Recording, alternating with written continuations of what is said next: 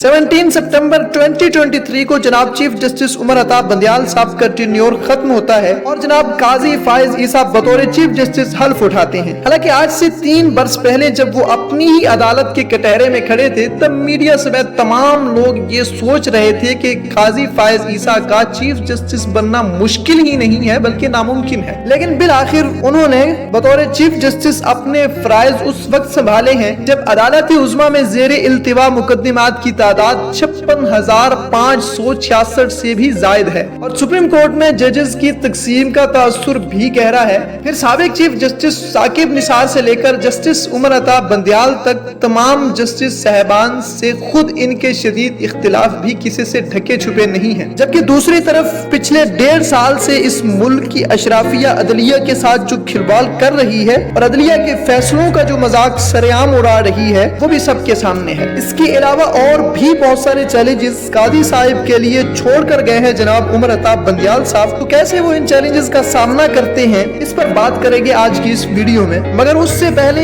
एक नजर काजी साहब की शख्सियत, उनका तारुफ और उनके माजी पर डालते हैं। नाज़रीन, चीफ जस्टिस काजी फाइज ईसा के बैक वक्त एक नहीं बल्कि कई तारुफ हैं। वो इंतहाई संजीदा और सुलझे हुए शख्स हैं और कानून, शरीयत, इस्लामी तालीमात पर दस्तरस रखते हैं। इसके अलावा उन्हें तारीख से भी खासी वाकफियत है। जनाब चीफ जस्टिस काजी फाइज ईसा के आबा व अजदाद का ताल्लुक अफगानिस्तान के इलाके कंदहार से था, बाद में वो बलूचिस्तान के इलाके पशीन में आकर आबाद हुए। जस्टिस काजी फाइज ईसा के वालिद का शुमार बानी पाकिस्तान मोहम्मद अली जिन्ना के करीबी साथियों में होता था। काजी मोहम्मद ईसा सूबे बलूचिस्तान में ऑल इंडिया मुस्लिम लीग के अहम रहनुमा और पार्टी के मरकजी मजलिस आमिला के रुकन भी थे। जस्टिस काजी फाइज ईसा 26 अक्टूबर 1959 को क्वेटा में पैदा हुए। जस्टिस काजी फाइज ईसा ने इब्तिदाई तालीम क्वेटा से ही हासिल की। क्वेटा से अपने इब्तिदाई तालीम मुकम्मल करने के बाद कराची में ग्रामर स्कूल से ए और ओ लेवल मुकम्मल किया और फिर कानून की आला तालीम हासिल करने के लिए लंदन चले गए, जहाँ उन्होंने इंस of court school of law से बार प्रोफेशनल एग्जामिनेशन मुकम्मल किया।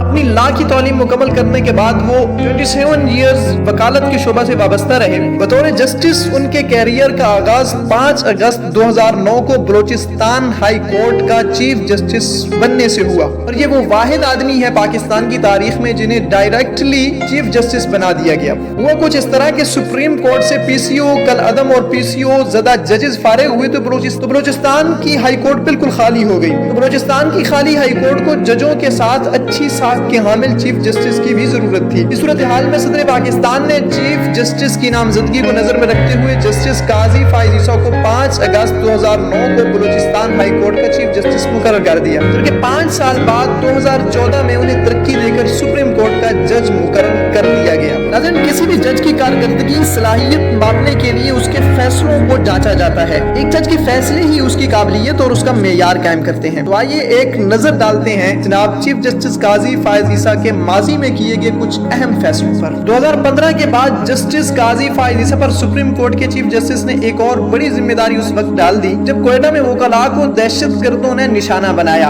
8 अगस्त 2016 को एक वकील पर हमले के बाद जब तमाम वकला अस्पताल पहुंचे तो खुदकुश बमबार ने वकला पर हमला कर दिया, जिसके नतीजे में तकरीबन 60 वकला शहीद हो गए। चीफ जस्टिस अनवर जहीर जमाली ने इस वाक़ये पर आज खुद नोटिस लिया और जस्टिस काजी फाइज ईसा पर मुश्तमिल एक रुकनी अदालती इंक्वायरी कमीशन कायम किया। जस्टिस काजी फाइज ने दिलो जान से इस मामले की इंक्वायरी करके एक जामे रिपोर्ट तैयार की। ये रिपोर्ट हुकूमत वक्त रियासती पॉलिसियों और सिक्योरिटी अदारों के खिलाफ एक चार्जशीट थी जिसमें तमाम पहलुओं का जायजा लिया गया था। कमीशन ने उस वक्त के वजीर दाखिला, वजीर आला बलूचिस्तान, आईजी पुलिस और दीगर इदारों के सरबराहान के बयानात लिए जिन्हें रिपोर्ट का हिस्सा बनाया गया। रिपोर्ट में तमाम वाकयात का जिम्मेदार हुकूमत को करार दिया गया। ये एक ऐसी रिपोर्ट थी जिसे छुपाना हुकूमत की मजबूरी बन गई, इसलिए हुकूमत ने सुप्रीम कोर्ट से इस्तदा की कि ये रिपोर्ट मंजर आम पर ना लाई जाए। अलबत्ता सुप्रीम कोर्ट ने हुकूमती इस्तदा मुस्तरद करके रिपोर्ट को पब्लिक कर दिया। क्वेटा कमीशन के 110 सफहात की रिपोर्ट में जस्टिस काजी फाइज ईसा ने यहाँ तक लिख दिया कि वफाकी और सूबाई वजीर दाखिला हत्ता के वजीर आला बलूचिस्तान ने भी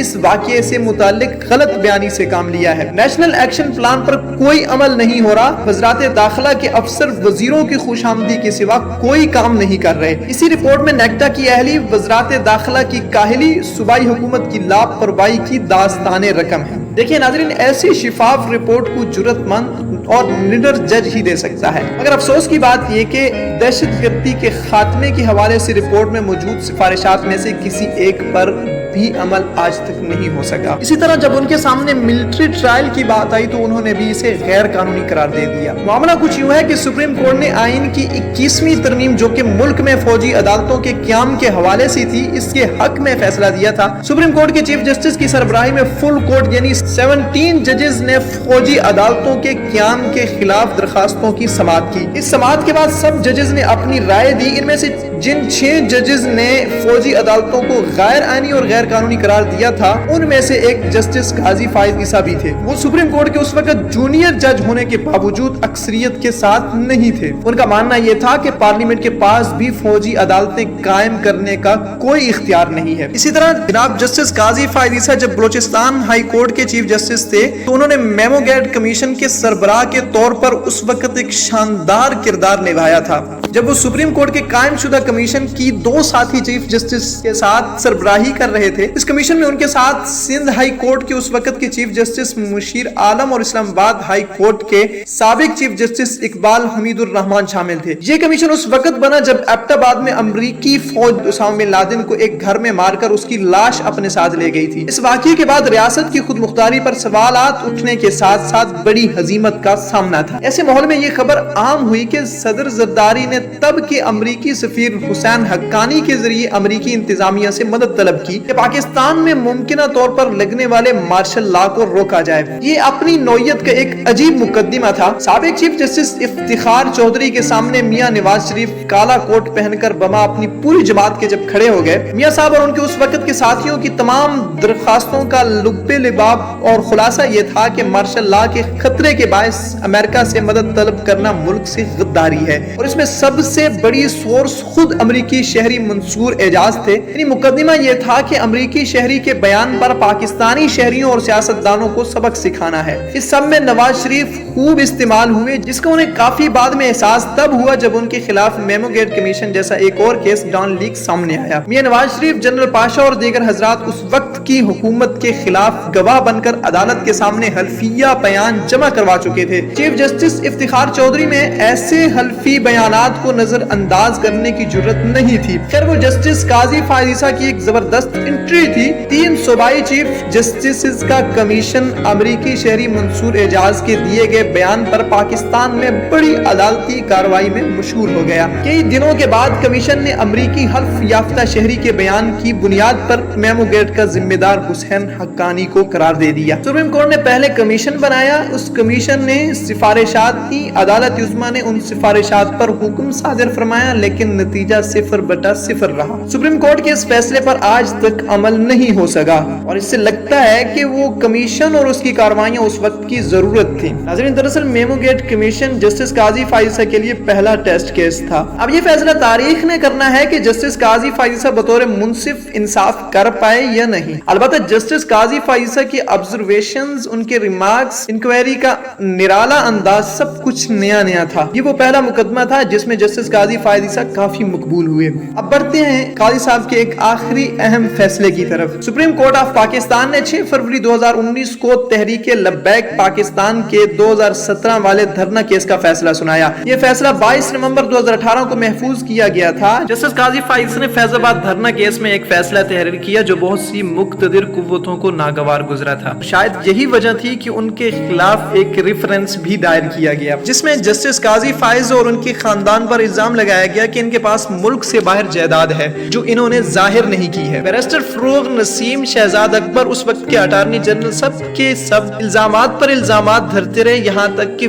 فروغ نسیم نے تو جج صاحب پر منی لانڈرنگ کا الزام بھی لگایا۔ اس وقت کے چیف جسٹس عمر عطا بندیال کی سربراہی میں بینچ نے جو فیصلہ دیا وہ بھی منصفی کے اعلیٰ معیار کا فیصلہ تھا کہ ریفرنس خارج کر دیا۔ البتہ جج اور اس کے خاندان کے خلاف FBR کو کھلی چھوٹ دے دی گئی تھی۔ فیصلے کا یہ تضاد کہ ریفرنس کا اصل بھید بعد میں اس وقت کھلا جب کچھ ججز نے آنکھیں کھولی اور جسٹس قاضی فائز عیسیٰ کی نظر ثانی اپیل منظور ہو گئی. لیکن یہ ہمت جسٹس قاضی کی تھی کہ جو قانون کے تمام داؤ پیچ کھیل کر خود کے لیے انصاف لینے میں کامیاب ہوئے، ورنہ ریفرنس بنانے والے انتہائی طاقتور اور با اثر تھے. یہ اتنے با اثر تھے کہ انہوں نے کھڑے کھڑے جسٹس شوکت صدیقی کو 2 پیشیوں میں گھر بھیج دیا. مگر جناب جسٹس قاضی فائز عیسیٰ صاحب یہاں پر اپنے لیے انصاف لینے میں کامیاب رہے، اور 3 برس پہلے جب اس ریفرنس کی کہانی ہر زبان پر تھی اور ایک منصف انصاف کے لیے اپنی ہی عدالت کے کٹہرے میں کھڑے تھے، تب میڈیا سمیت تمام لوگ یہ سوچ رہے تھے کہ جسٹس قاضی فائز عیسیٰ کا چیف جسٹس بننا مشکل ہی نہیں بلکہ ناممکن ہے. بہرحال جناب جسٹس قاضی فائز عیسیٰ پاکستان کے 29ویں چیف جسٹس منتخب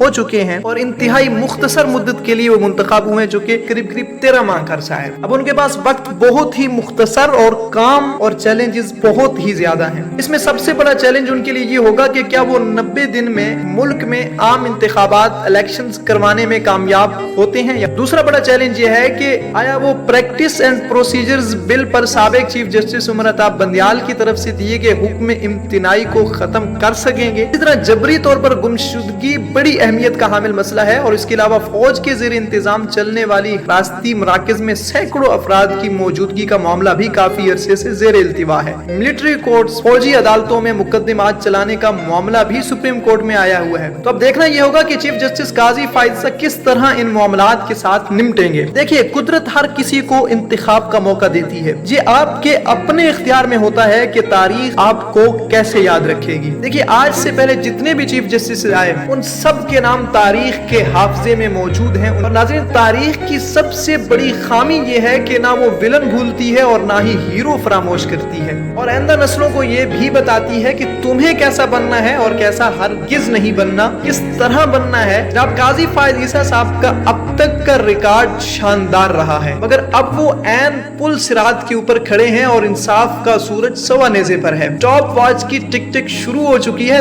13 مہینے بعد جسٹس قاضی بھی مورخ کے قلم کی زد میں ہوں گے. میں انہی الفاظ کے ساتھ اپنی بات کو ختم کرتا ہوں کہ خدا انہیں بنا داغ ندامت پل صراط کے پار اتارے. غور سے سننے کا بہت شکریہ.